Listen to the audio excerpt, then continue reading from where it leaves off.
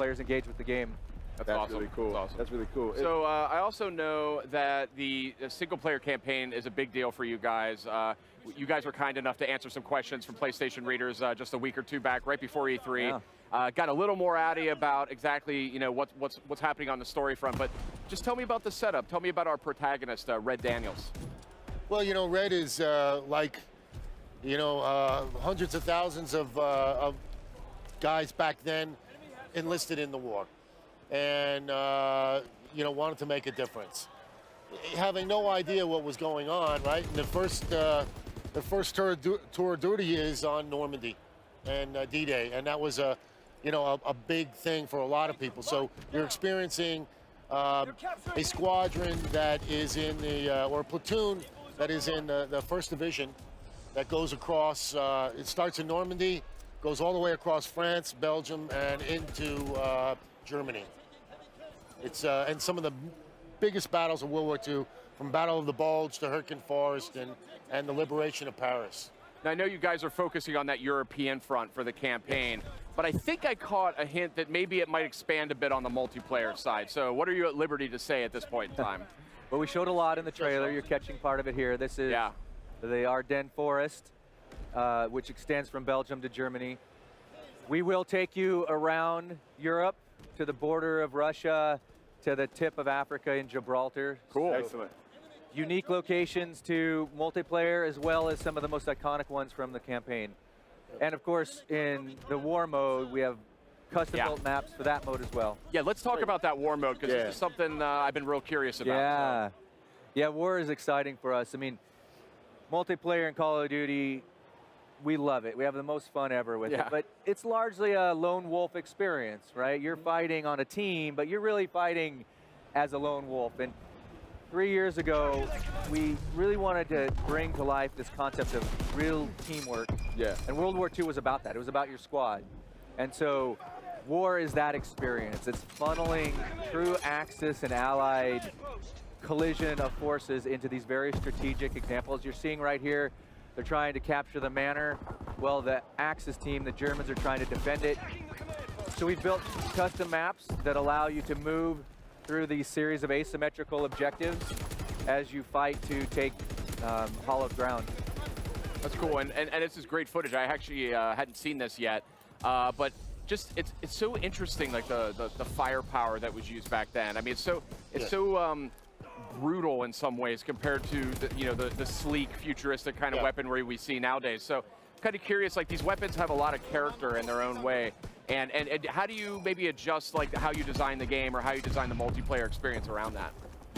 Around the different weapons? Well, I mean, it's, you know, you're jumping there, but you know, with all the iconic weapons that we have in World War II, it's funny because when we first started, we didn't think there were going to be as many as we found. Right, we were a little worried about the variety, but now the variety and the amount of weapon power, and like you said, some of them are really brute force weapons. Yeah. You know, you can find the weapon that you really want to play with. That's for sure with this game. Yeah, I mean the signatures back then were really meaningful.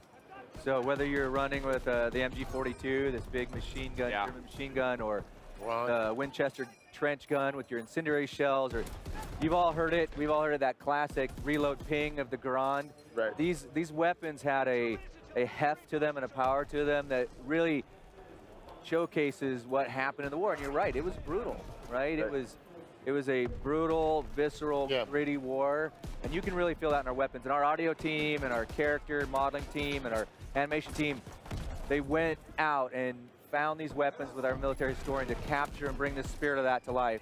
Right, right. Well, you know, I gotta go ahead and do this. I'm a big fan of the weapons and mastering them and whatnot. And one mode that I really like to use these in is zombies. I know me and you were talking about zombies. I love zombies. Could you tell us what to expect on that Tell zombies us something, front? please. Yeah, something. Well, yes, we are making zombies. There we go. No, this zombies is taking a different turn. Okay. You know, I think every studio wants to put their own signature on it, and we just go by our default, which is very realistic, very gritty. Yeah. We talked about Dead Space before. Yeah, this is Dead Space meets Meet zombies. That's the wow. best thing you could possibly say. I'm so excited to hear that. That's great. Because I mean, I love all the Call of Duty games, but zombies is kind of what keeps me coming back. I'm not quite up to par on the skill front in multiplayer, but co-op with zombies, I can really do some damage. So And zombies were introduced in the World War II setting. yeah. Yes. Call of Duty. So Yeah. it's Deep, only rich story to zombies. Spent a long time on the story. We've been working on zombies as long as any other mode. Wow, So, that's great. That's great. So it's Yeah. got sort of equal placement for you guys. very rich, yes. That's There's great. a really passionate team back home right now, excited for their chance to show off, and we know that Yeah. we've got more announcements coming on zombies. But yeah, it's definitely a Sledgehammer Games take on the original Nazi zombies and where we can go from there. That's great. I think it's so important. You know, we have 3 different really top-tier studios that work on Call of Duty these days, and it's awesome that you guys have that sort of freedom to really put your studio signature stamp on it. Yeah. You know, they come to us every time we're working on a game, and Activision is just so about having a passionate team. What do you want to work on? What do you want to make? Yeah. Because they know passion fuels everything.